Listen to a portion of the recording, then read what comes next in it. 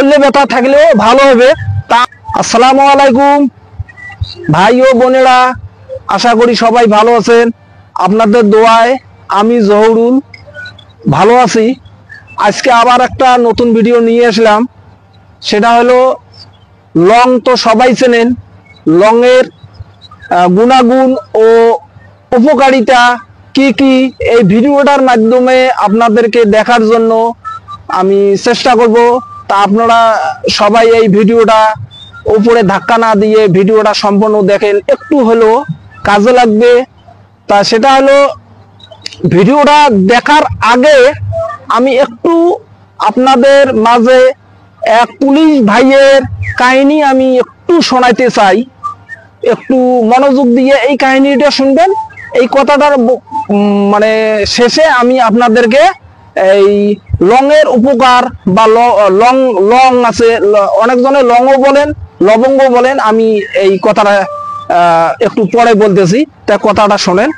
সেটা হলো এক পুলিশ ভাই ৬-৭ বছর চাকরি করে। চাকরি করার পরে তা হঠাৎ করে উনি দুর্ঘটনা হয়ে মারা যায়। ওই মারা যাওয়ার আগে 1 মাস আগে উনি কিন্তু বিয়ে শাদী করছে।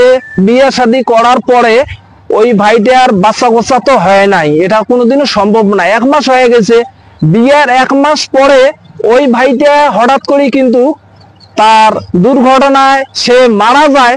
তা দেখা গেল এই ভাইটা যে বউ যে রাখি দিয়ে মারা গেছেন, তাই এই বউ তার স্বামীর বাড়িতেই দীর্ঘ আবার 5-6 বছর জীবনযাপন করছেন। তার বাপের বাড়িও কিন্তু সে মানে যায় নাই চলি।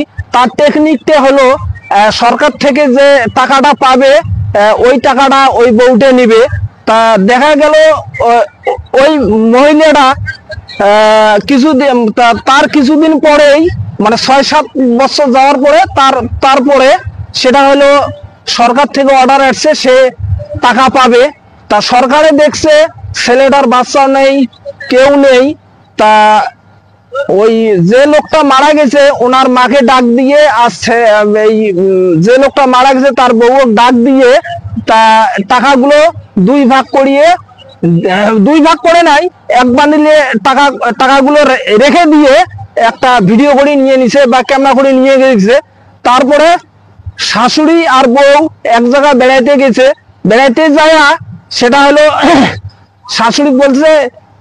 শাশুড়ি বলছে বউয়ে বলছে বলে, মা তুমি চলে যাও, আমি একটু পরে আসতেছি।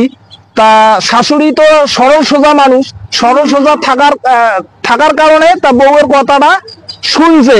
তা এদিক মধ্যে এই বউ টাকাগুলো পেয়ে কিন্তু কি করছিল, টাকাগুলো নিয়ে আর সে চলে জানাই ও টাকাগুলো নিয়ে ভাগছে এবং পরবর্তীতে নতুন ভাবে বিয়ে শাদী করে সে সংসার করে খাইছে। দেখেন হতভাগা কপাল ছেলেটার, যে বাপ মা হতভাগা যে কপাল, ছেলেটাও মারা গেল, বাপ মারও কপাল পড়লো, কিন্তু কোনো কিছু করতে পারলো না। তা এইরকম ঘটনা যাতে আপনাদের মাঝে কারো না হয়, একটু সচেতন থাকবেন। তা আমি এইটুকু কাহিনীটি বললাম। তা সেটা হলো লবঙ্গ বলেন বা লংয়ে বলেন, যাদের মধ্যে দাঁতের ব্যথা আছে, পেটে হজম শক্তি কম, শরীরে ব্যথা আছে, তা আপনারা কি করবেন, চায়ের মধ্যে লং দিয়ে খাইলে দাঁতের ব্যথাটাও দূর হবে, হজম শক্তিটাও ভালো হবে, মাজা ব্যথাও ভালো হবে। ভাই বেশি লাগবে না, বাজারে গিয়ে 10 টাকা লবঙ্গই বলেন বা লংয়ে বলেন, আপনারা এই 10 টাকার কিনে খাবেন।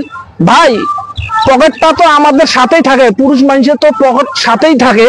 তাই করবেন কি, 10 টাকার লবঙ্গ একটা দিন আপনি পকেটে রাখেন না, মাঝে মাঝে খান, দেখেন আপনার দাঁতের ব্যথাও দূর হবে এবং হজম শক্তিও মনে করেন আপনার এটা ভালো হয়ে যাবে, হজম শক্তিটা হবে, তখন আপনার খাওয়ার মধ্যে রুচি হবে, শরীরে ব্যথা থাকলেও ভালো হবে। তা আমি ভিডিওটা বেশি দূরে আর নিয়ে যেতে চাই না। তা ভিডিওটা যদি ভালো লাগে ভাই, তাহলে আপনারা অবশ্যই লাইক কমেন্ট করবেন। তা সবাই ভালো থাকেন, সুস্থ থাকেন, খোদা হাফেজ।